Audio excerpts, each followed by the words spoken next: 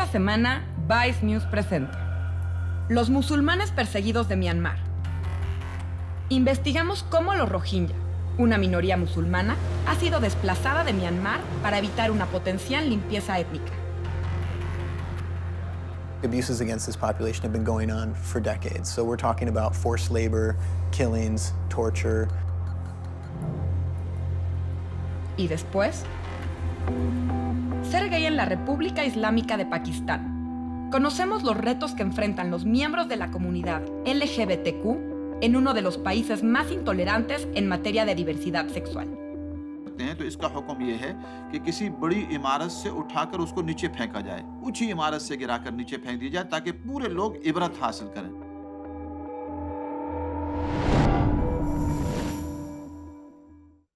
Los Rohinyá son una minoría en la población predominantemente budista de Myanmar. Y en los últimos años la tensión entre budistas y musulmanes ha escalado.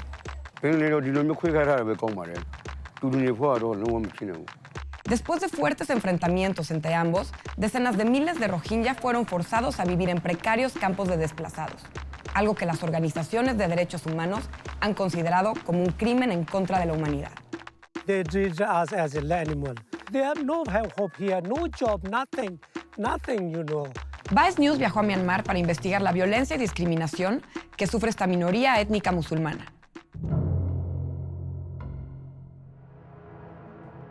The Rohingya are a Muslim minority concentrated mostly in Rakhine State and across the border in Bangladesh. They have long suffered discrimination at the hands of the government, who see them as foreign invaders despite their long history of living in the area. In 2012, the gang rape and murder of a Rakhine Buddhist girl sparked a bloody conflict between the Muslim Rohingya and the Buddhist Rakhine people, who make up the majority of Rakhine State. Historic ethnic tensions between the groups resurfaced, and the conflict spiraled out of control. Entire villages were burned to the ground as both groups attacked each other. Even more troubling, the police and state officials largely stood by, and in some cases participated in the attacks on the Rohingya. The destruction left tens of thousands of Rohingya homeless and resulted in what Human Rights Watch has called ethnic cleansing. 140,000 Rohingya were moved into government-built camps, and the mass displacement has given way to a new set of human rights abuses. Meanwhile, investments have been pouring into Myanmar, and the country has been called the last big economic frontier. The U.S. State Department has even championed the democratic reforms as a major success story. But while the world focuses on Myanmar's transition toward democracy, the government has actually enacted a system of apartheid in regards to an ethnic Muslim minority called the Rohingya.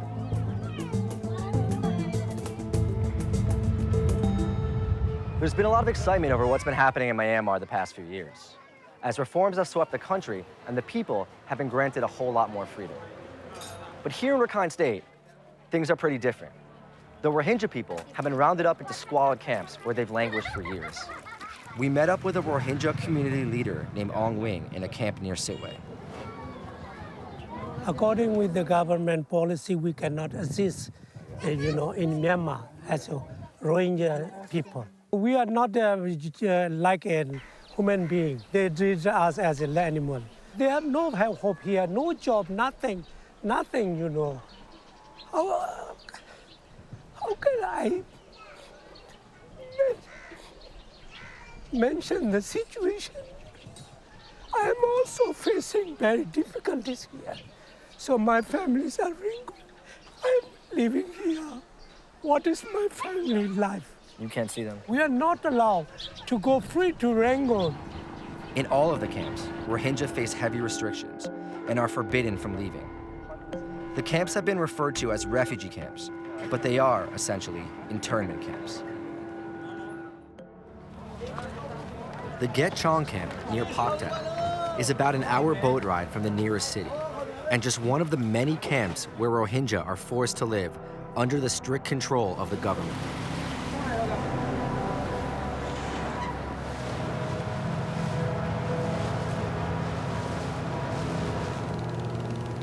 If you look out, there's just these camps and nothing anywhere else. It has a very end-of-the-earth type feel here right now. The camps receive little aid. Foreign NGOs who work with Rohingya face severe restrictions. Some have been attacked by Rakhine extremists, and others have been forced out of the region. Here in Get Chong, there have been shortages of basic needs like clean water and food, and there are barely any medical services available. Can you tell us what's happened to your uncle?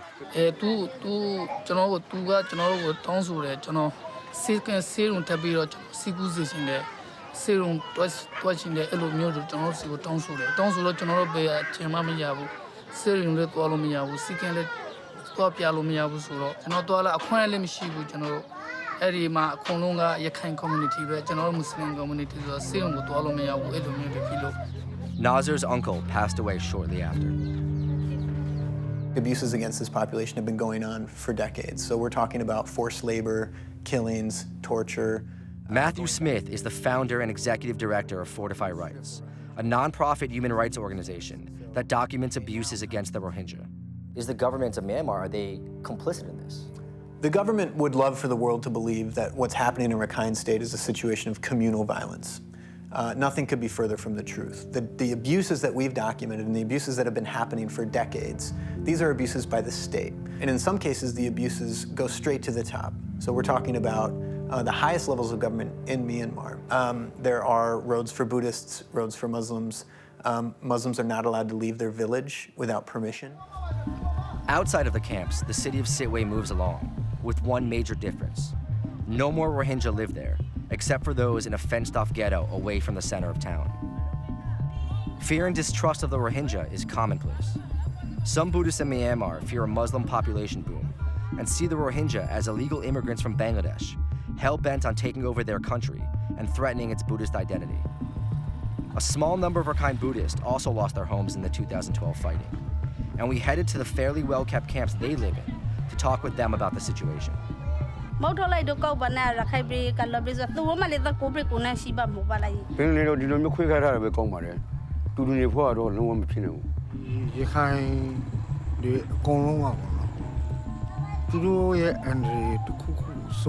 But where exactly has this fear come from? Some political and religious leaders, including Buddhist monks, have spread distrust of Muslims in an effort to increase their popularity and push people towards a more hardline stance, and towards more hardline political groups.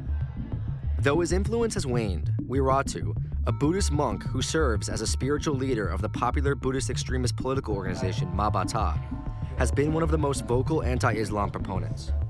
So basically what you see here is photos of Wiratu with jihadi types holding a photo of him that says wanted, burning some effigies of him, and then additionally photos of crimes committed by Muslims all over the world, some Islamic State photos, things along those lines, and that's part of the message that he spreads to all his followers through social media and through his preaching, that all Muslims represent a threat.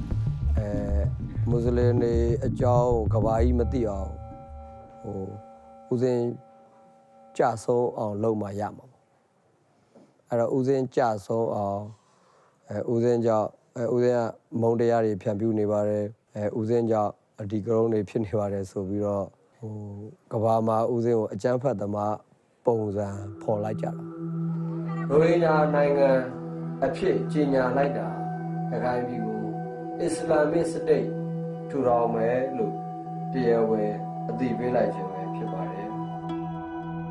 Lalo Boni, a mirror load there, the Dari Landi, a mirror load there, Turu the Rida, the Charnanga, the Lena, Lodagu, the Sound Nangwini, Kai Sound Nangwini, Shiga, who Mimalumua Piaja Java. Speaking out against the Rohingya garners massive popular support, and anyone attempting to help them is met with strong opposition, leaving them to fend for themselves. With many Rohingya eager to escape by any means possible, human traffickers have taken advantage of the desperate situation in the camps. This is Mahmoud.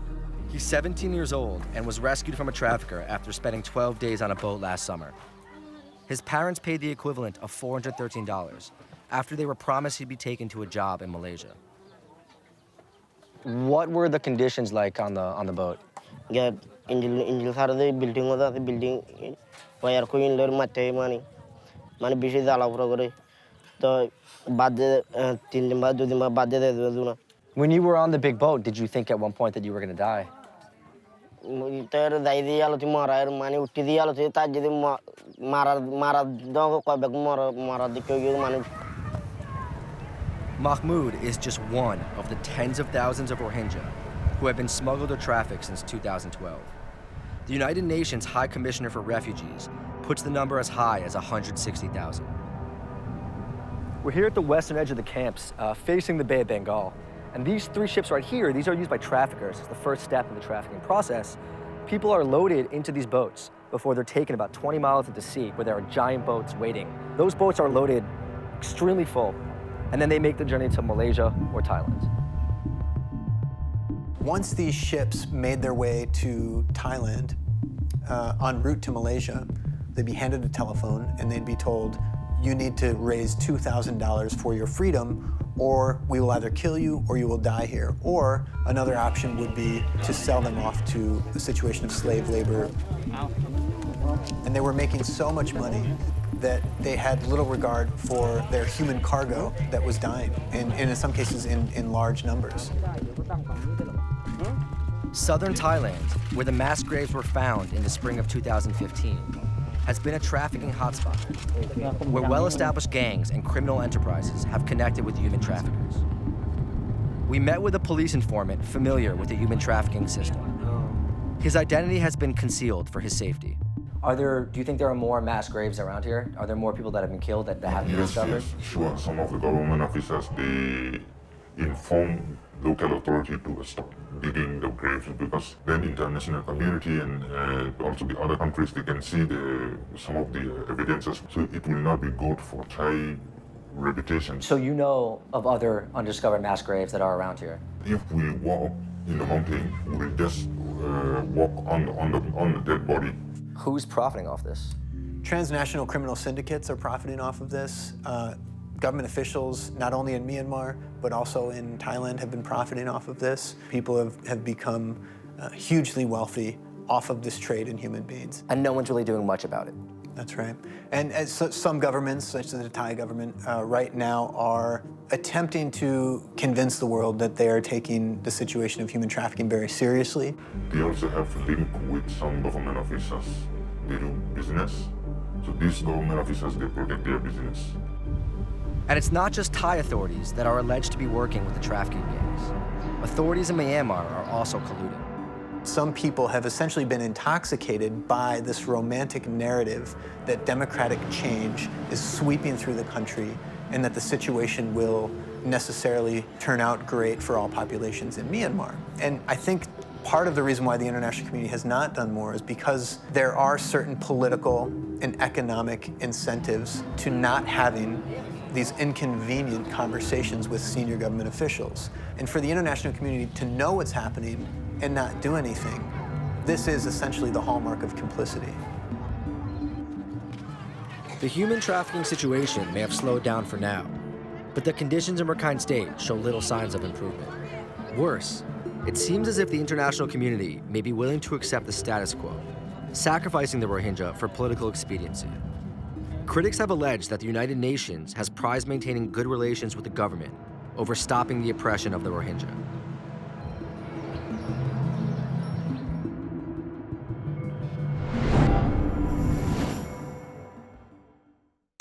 Pakistán es uno de los países más intolerantes en materia de diversidad sexual. Ser gay es ilegal en la República Islámica y puede ser castigado con 10 años de prisión. Aplicaciones dirigidas a homosexuales como Grindr y Manjam ofrecen una manera discreta para socializar y comunicarse, aunque también resultan muy riesgosas para ellos. You have to be careful about the intention of the next guy because it's Pakistan. Anything can happen. Vice News viajó a Pakistán para conocer cómo se está usando la tecnología para poder ejercer la libertad sexual.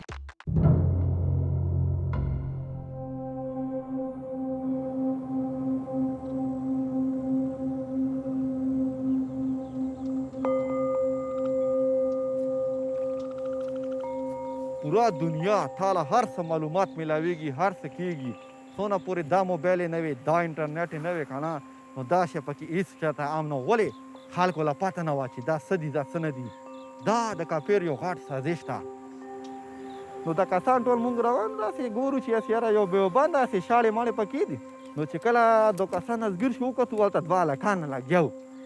De khorwato shuru kariwa chokra o 15 sara la kira tinkolo te war ki warna basteo. Ki war khira zo. Bas lan da se ne gat pashan na ka go chat hide zeo kana da se grela ka. Bas khapa tu ko lu basu war dlang. Yo chila da sari da so plah malare wasale jana me ke. O bol me akuma mashuma ala ko chokra de kule alak do khoroge. Do da karuna kai. Ba war drang me ko war ki pueshe. Adwola me da se takhtaku. Ba da lo kan u amir seb nan mu der gat khakaro ko mal. Da wajada chinan saba da she Pakistan ke der jat rawanda. O mun ko unda tehrik gat koshish har yo shipa shuru da. Este pensamiento extremista sobre la homosexualidad es común en regiones conservadoras de Pakistán. En estas comunidades, las relaciones sexuales entre personas del mismo sexo son ilegales y se pueden castigar con prisión. Sin embargo, la homosexualidad tiene un rol más relevante y complejo en la sociedad pakistaní de lo que normalmente se reporta. Nos reunimos con miembros de la comunidad LGBTQ local para investigar cómo utilizan nuevas tecnologías para expresar su identidad sexual y de género. One of the reasons HIV or malaria have been important. Fuimos a conocer a Maya Saman, una joven trans. People ask me, why don't you live like a boy? Why can't you live like a boy? This shows how much level of understanding he has about the transition and everything. I mean, this is something which is not in your hands. This is something, it's like I aligned my body, my soul, and my mind. The boys hit on me, yes. So I do use straight applications like Tinder. The main thing comes when I tell them that I'm a transgender. Few of them ask, oh, what's a transgender? Simply I tell them, Google it.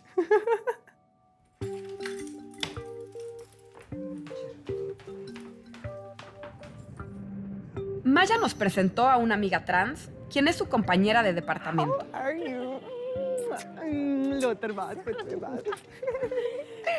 Nice dress, nice top. I like your top. We first met on Manjang. I posted an ad over there. I wanted to have a flatmate. The main reason why we decided to live in together because security reasons. I mean, we were dating random guys, meeting random guys. I mean, you have to be careful about the intention of the next guy because it's Pakistan. Anything can happen. That is discrimination. If I'm chatting with a person with a very less level, thinking level, then obviously he will say, oh, it's haram because it's Islamic country. Don't your family stop you and this and that? But the world is changing now. The trans is the new trend. G-girl is the new trend. That's my line. Look at this is my profile. What do you see in the guy when you see him on Tinder? Everything. Every single thing. What looks, the way he posed for a picture, the way he dressed, of course, and lifestyle. This guy super liked me, and I don't know whether he's Usman, oh my God, I find so many Usmans. Oh God, obnoxious. No. 18, he's a kid. I'm sorry. Like, I'm not going to invite him for a bed, but I can go for a coffee with him because he can just open the door of a car for me. Yeah. Esa noche, Inaya y Maya se preparaban para una fiesta en casa de un activista reconocido. A pesar de que no existen lugares oficiales para la comunidad LGBTQ en Pakistán, las personas se logran organizar y reunir por medio de aplicaciones como Manjam, Grindr y Scruff. We have a get-together to go to. I'm not sure what I'm wearing, so it's like getting really difficult for me to choose. All the time, me and I are the showstoppers, so obviously we have to look perfect, so we're just looking for things that can add on our personality and everything. And I think so I like these earrings. Should I go for them? Yeah. Okay, I'm buying them. El anfitrión de la fiesta, Qasim Iqbal, es director de la Alianza NAS por la Salud, una ONG que apoya los derechos de las minorías sexuales y de género en Pakistán. Cuando llegamos, Qasim hablaba con una mujer lesbiana a quien ayudaba para huir del país. It's okay. It's okay. तो हम है ना, ये ना कोई नहीं है, हम हैं. This is actually the first time I've met them. We've actually arranged asylum for them. We're getting them out of country very soon. We tried to collect money for them, and it was really difficult. I mean, once they get overseas, we've already talked to an organization over there that's going to provide them shelter. 3 हफ्ते तक. इंशाल्लाह लगे रहे यार. Yeah.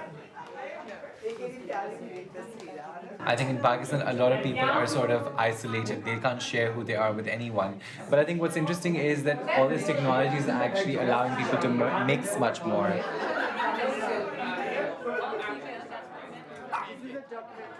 There's a lot of gay web pages with closed memberships on Facebook. I know one person in particular who was running such a page, and about a year ago there were some murders in Pakistan, in Lahore specifically. All of the victims were actually members of that Facebook group. So he immediately took down that page. Mataron a 3 hombres gay en total. Mohamed Ayaz, un paramédico de 28 años, fue detenido por los asesinatos. Alegó que quería detener la propagación del mal. The murderer did have profiles on several different gay networking websites. He approached them, sent them messages, made dates with them, and had sex with them, and then strangled them. There were messages being sent for people to be safe, SMS messages. We were encouraging people not to meet anonymous people.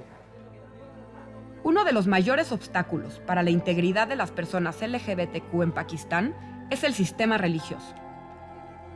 Fuimos a hablar con Mulana Abdul Aziz, un clérigo polémico que da sermones en la Mezquita Roja de Islamabad y tiene muchos seguidores fieles. तो अब जब आप इस्लामी निज़ाम नहीं होगा तो जो इस्लाम पसंद लोग हैं उन्हें आखिर उसको उनके जज्बात तो मजरूह होंगे, ये काम क्यों हो रहा है, हम जिन्स परस्ती क्यों की जा रही है, शरीयत उसकी इजाज़त नहीं दे रही, तो यकीनन उसमें सख्ती आएगी. तो हम ये समझते हैं कि इसका हल ये है कि मुल्क में कुरान और सुन्नत का निफाज कर दी जाए. लेकिन अगर मर्द के साथ ये काम कर रहा है जैसे हम जिन्स परस्ती करते हैं तो इसका हुक्म ये है कि किसी बड़ी इमारत से उठाकर उसको नीचे फेंका जाए, ऊंची इमारत से गिराकर नीचे फेंक दी जाए ताकि पूरे लोग इबरत हासिल करें. A pesar de la abierta homofobia que abunda en la sociedad pakistaní, los encuentros casuales entre hombres son frecuentes. Nos reunimos con trabajadores de salud sexual para conocer algunos de los lugares en donde los hombres tienen sexo con hombres, una práctica conocida como HSH. MSM activities are very common over here because यहाँ पे it's very easy to find a guy, a kid or a guy who's like younger in age. He can get paid for he can get paid rupees 50 or 100 and he can do the sexual activity over here.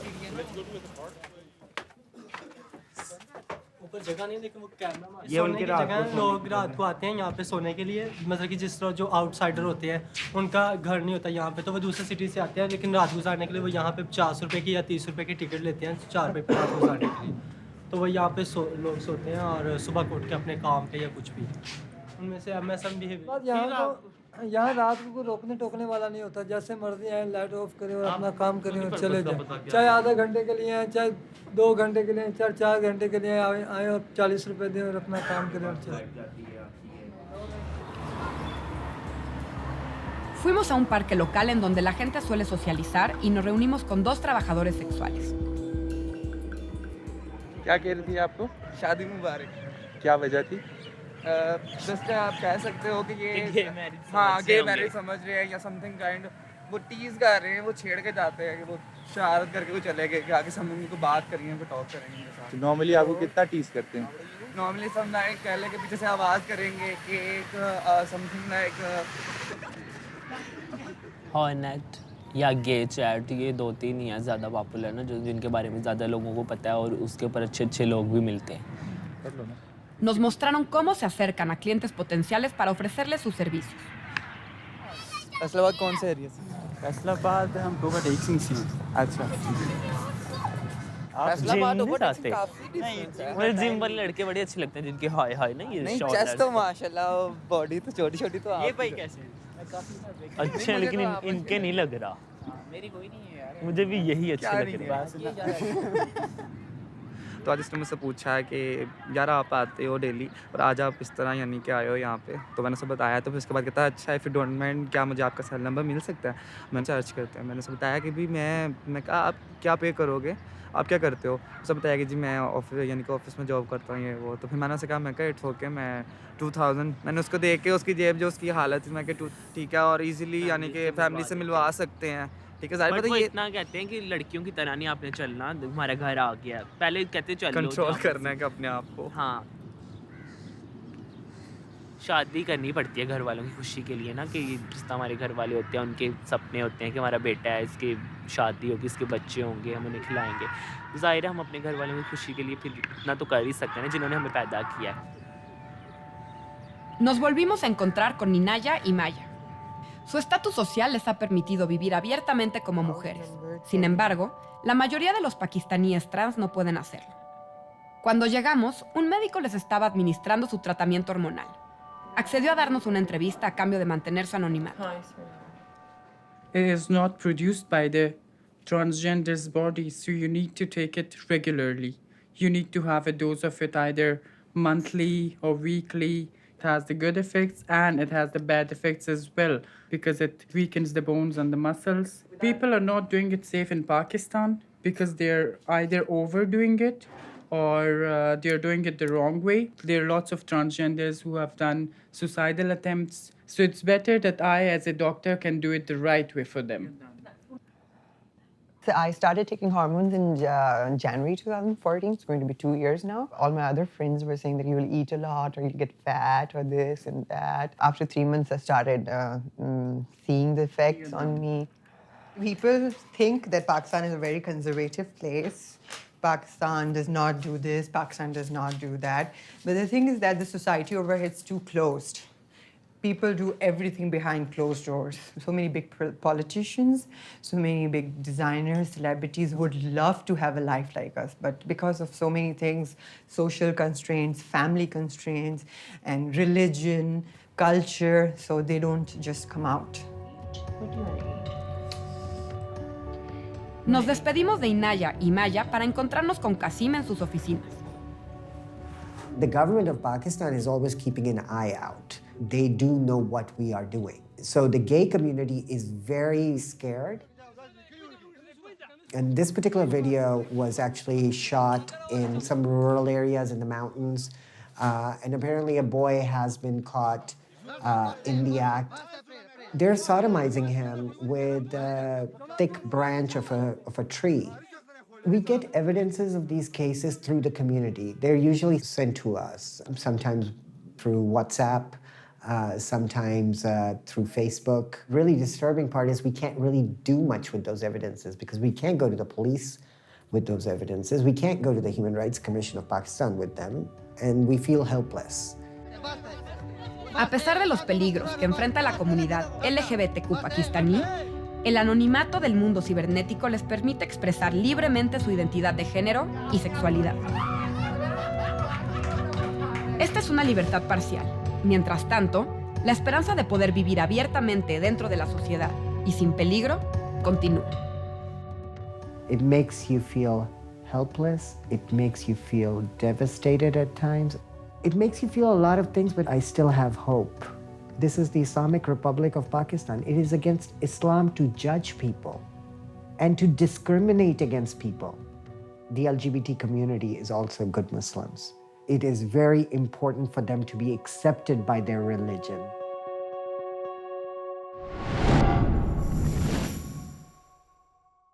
La próxima semana, Vice News presenta